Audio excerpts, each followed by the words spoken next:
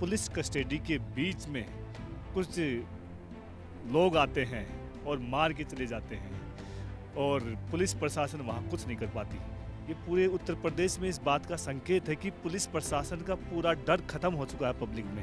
ये घटना हुई, सरकार की जिम्मेदारी बनती थी कि तुरंत प्रभाव से राज्य के मुख्यमंत्री जी को प्रेस कॉन्फ्रेंस करनी चाहिए थी और प्रदेश के लोगों को एक मैसेज देना चाहिए था कि आप सुरक्षित हाथों में हैं। आज आपको पता है कि आप घर पहुंचेंगे या नहीं पहुंचेंगे। इससे बड़ा फेलियर सिस्टम का मुझे नहीं लगता कि आज़ाद भारत के इतिहास में कभी हुआ होगा। जब से भारतीय जनता पार्टी की सरकार उत्तर प्रदेश में बनी है पिछले 6 वर्षों में लगातार जो है इस प्रकार की घटनाएं हो रही है कि लॉ एंड ऑर्डर जो है वो पूरी तरह से फेल हो गया है वहाँ पे। आप चाहे हाथरस की घटना को देख लीजिए, चाहे कानपुर की घटना को देख लीजिए, कभी बुलडोजर से घर तोड़े जा रहे हैं, कभी कुछ किया जा रहा है। और अब की बार तो हद हो गई कि पुलिस प्रोटेक्शन के अंदर जब कोई अपराधी को ले जाया जा रहा है हॉस्पिटल मेडिकल के लिए, उस दौरान जो है कौन अज्ञात लोग जो हैं आते हैं और सीधी फायरिंग करते हैं। और उससे भी बड़ी बात यह है कि पुलिस सामने से कोई फायरिंग नहीं करती।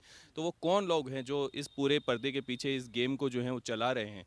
निश्चित रूप से केंद्र की सरकार को इस पर तुरंत जो है एक्शन लेना चाहिए। माननीय गृह मंत्री जी और देश के माननीय प्रधानमंत्री जी उसी प्रदेश से चुनकर आते हैं। उससे भी दुखद बात यह है कि जिस प्रदेश से वो चुनकर आते हैं उस प्रदेश में लगातार इस प्रकार की घटनाओं का होना अपने आप में सवालिया निशान लगाता है। लेकिन एक तरफ ये बात कही जा रही है कि योगी जी के राज में लॉ एंड ऑर्डर बहुत मजबूत है। अगर अतीक के साथ जो कुछ भी हुआ, कुछ लोग तो उसको बहुत सही ठहरा रहे हैं, कह रहे हैं कि माफिया था, अंत हो गया, कैसे भी हुआ हो। आपने देखा पूरे उत्तर प्रदेश में एक घटना नहीं कई घटनाएं हैं। ये तो आतिक अहमद की जो घटना है, पुलिस कस्टडी के बीच में कुछ लोग आते हैं और मार के चले जाते हैं और पुलिस प्रशासन वहाँ कुछ नहीं कर पाती। ये पूरे उत्तर प्रदेश में इस बात का संकेत है कि पुलिस प्रशासन का पूरा डर खत्म हो चुका है पब्लिक में। कोई आमने सामने किसी की कोई दुश्मनी है तो आर पार की लड़ाई स्वयं ही लड़ने लग गए। फिर क्या ज़रूरत है न्याय व्यवस्था की, फिर क्या ज़रूरत है पुलिस प्रशासन की। आज देश में ये बड़ा मैसेज गया है कि पुलिस प्रशासन और न्याय व्यवस्था के बिना भी लोग अपने आर पार की लड़ाई करने के लिए सड़कों पे आ गए हैं। किस तरह का देश, किस तरह का वातावरण इस देश में बनाना चाहते हैं। गांधी जी का रास्ता अहिंसा के ऊपर आधारित था। वो चाहते तो आज़ादी हिंसा करके भी ले सकते थे, लेकिन उनको पता था कि हिंसा का मतलब पूरे देश में वॉयलेंस और लोगों के दिलों में डर पैदा करना है। आज ये वो काम जो गांधी जी जिसके खिलाफ लड़ते रहे, आज वो माहौल, उसके विरुद्ध माहौल जो है, हिंसा का जो वातावरण है, डर का जो वातावरण है, आज पूरे आम जन के मानस में है कि किस तरह से लोग अपने बदला आर पार की लड़ाई स्वयं ही लड़ने लग गए हैं। न कोर्ट की आवश्यकता है, न पुलिस की आवश्यकता है। यदि पुलिस और प्रशासन का या योगी का प्रशासन सुशासन अच्छा होता तो इस तरह के वॉयलेंस जो है उत्तर प्रदेश में नहीं होता। उत्तर प्रदेश पूरी अपराध की नगरी बन चुकी है, गुंडा और माफियाओं की नगरी बन चुकी है। ये पूरा जो मैसेज जो है राष्ट्रीय और अंतर्राष्ट्रीय स्तर पर भारत की जो छवि है उसको धूमिल करता है। लेकिन अतीक अहमद बहुत पहले से कहता आ रहा था कि ये लोग बार बार मुझे साबरमती से उत्तर प्रदेश इसलिए ला रहे हैं, मेरी हत्या करना चाहते हैं और सरकार ही करवाना चाह रही है। नहीं, देखिए, अगर उन्होंने इस प्रकार का बयान दिया है मीडिया में तो निश्चित रूप से सरकार को उस बयान को गंभीरता से लेना चाहिए और निश्चित रूप से सरकार ने गंभीरता से लिया होगा। कुछ दिन पहले जो है वहाँ के एडीजी का भी बयान था कि अतीक अहमद को कुछ लोग जो हैं वो सुरक्षा घेरे से छुड़वा कर ले जाना चाहते हैं। ठीक है, परिस्थितियाँ जो भी रही हों, हम उन पर नहीं जा रहे हैं। हम ये कह रहे हैं कि प्रत्येक व्यक्ति की जान की कीमत उतनी ही है इस देश में जितनी एक आम आदमी की जान की कीमत है, उतनी ही देश के प्रधानमंत्री की जान की कीमत है। तो इस प्रकार से जो है सुरक्षा घेरे को तोड़कर कोई व्यक्ति आते हैं और 2 व्यक्तियों को धराशायी कर देते हैं। तो ये तो निश्चित रूप से जो है वहाँ के लॉ एंड ऑर्डर की, कानून व्यवस्था की, पुलिस का फेलियर है। और भारतीय जनता पार्टी के नेताओं में एक सबसे अच्छी बात यह है कि वो कभी भी नैतिकता के नाते अपनी जिम्मेदारी नहीं लेते हैं किसी भी बात को पूरा करने के लिए। आप देखिए कि उन्होंने सिर्फ आनन फानन में एक एसआईटी का गठन कर दिया है, कुछ दिनों बाद ये मामला ठंडा पड़ जाएगा, देश की मीडिया भी उसे दिखाना बंद कर देगी, उसकी क्या रिपोर्ट आएगी वो किसी को नहीं पता है। तो इस प्रकार से समाज को जो है वो तरह तरह से बांटने के लिए शायद इस प्रकार के कारनामे जो हैं वो भारतीय जनता पार्टी के द्वारा किए जा रहे हैं लगातार।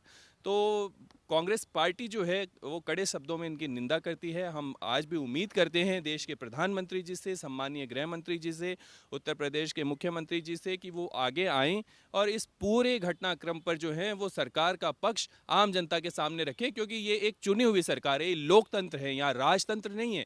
वो लोगों के वोटों से चुनकर जो सरकार बनी है उसकी जिम्मेदारी बनती है कि जब देश की जनता उनसे सवाल कर रही है तो वो उसका जवाब जो है वो खुले में आकर दें। आप कह रहे हैं कि भारतीय जनता पार्टी को जिम्मेदारी लेनी चाहिए, नैतिकता के आधार पर इस पर जवाब देना चाहिए, लेकिन भारतीय जनता पार्टी तो ये आरोप लगाती है कि जो माफिया उत्तर प्रदेश में जन्मे हैं उनको तो शायद समाजवादी पार्टी, बहुजन समाजवादी पार्टी, चाहे कांग्रेस पार्टी के जो नेता उनको शायद देते आए, इन लोगों ने उनको पाला पोसा, अब इनके ऊपर कोई कार्रवाई हो रही है तो आप लोगों को बहुत बुरा लगा। आप मुझे एक बात बताइए, क्या इस देश में न्यायपालिका नाम की कोई चीज़ बची है?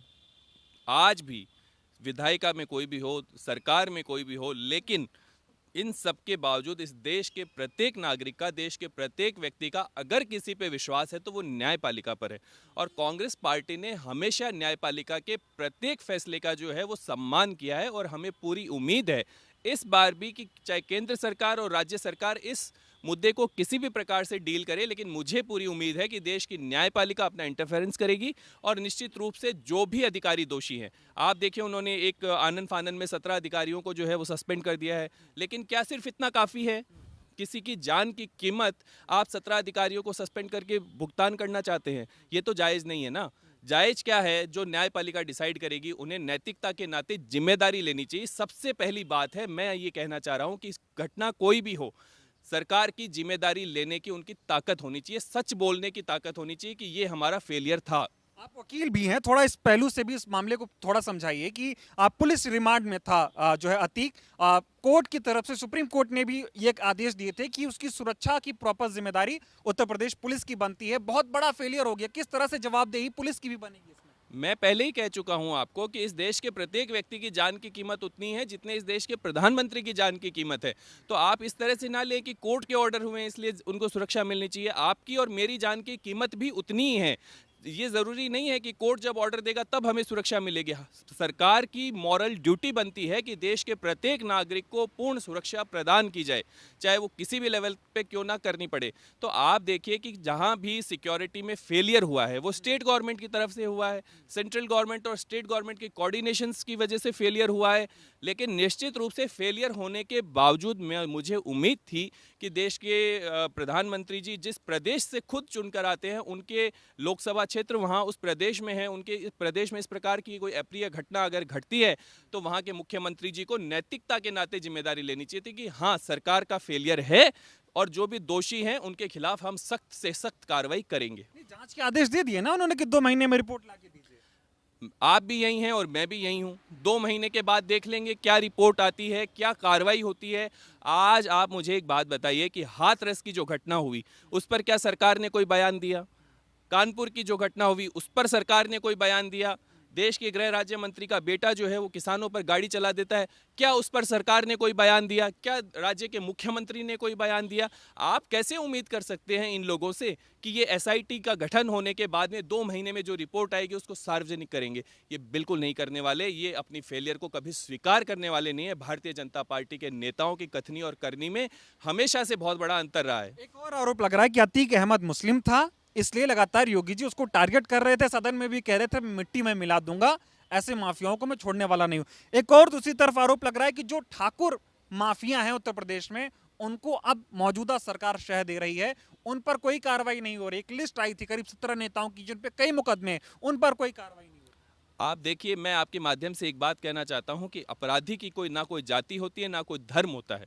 अपराधी सिर्फ अपराधी होता है क्योंकि वो समाज की व्यवस्था को उसने भंग करने का काम किया है, फिर चाहे वो किसी भी समाज से किसी भी धर्म से क्यों ना हो।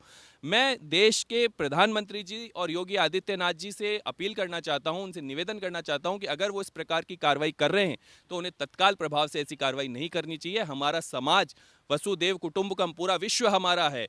सर्वधर्म समभाव सभी धर्म, लेकिन भारतीय जनता पार्टी की हमेशा से जो सोच रही है वो समाज को बांटने की सोच रही है, कभी धर्म के नाम पर, कभी जाति के नाम पर, कभी प्रदेशों के नाम पर। तो निश्चित रूप से भारतीय जनता पार्टी इस प्रकार के जो कृत्य है वो पूर्व में भी करती रही है, लेकिन अब हम उम्मीद करते हैं कि ये शायद सुधर जाए और निश्चित रूप से इस पर सार्वजनिक रूप से माफी मांगे सबसे पहले, और निश्चित रूप से इस पर जो भी रिपोर्ट आए वो सार्वजनिक रूप से देश के प्रधानमंत्री जी को और उत्तर प्रदेश के मुख्यमंत्री जी को सार्वजनिक रूप से बयान देना चाहिए। एक दिन पहले उसके बेटे की जो है एनकाउंटर में हत्या कर दी जाती है। पुलिस की तरफ से बयान ये आता है कि ये लोग अपने मतलब चाचा को और पिता को जो है हमला कर पुलिस के उससे छुड़वाने वाले थे।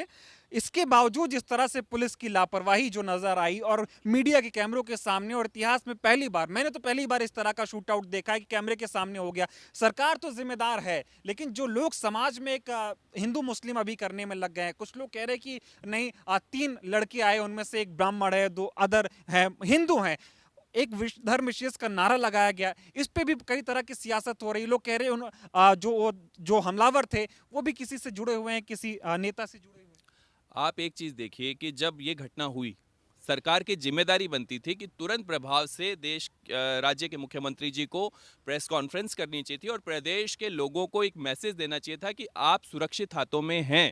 लेकिन उनके मौन रहने से आज उत्तर प्रदेश के साथ साथ पूरे देश के लोग, इस देश का किसान, इस देश का नौजवान, इस देश की महिलाएं अपने आप को असुरक्षित महसूस कर रही हैं। आज आपको पता है कि आप घर पहुंचेंगे या नहीं पहुंचेंगे। इससे बड़ा फेलियर सिस्टम का मुझे नहीं लगता कि आज़ाद भारत के इतिहास में कभी हुआ होगा।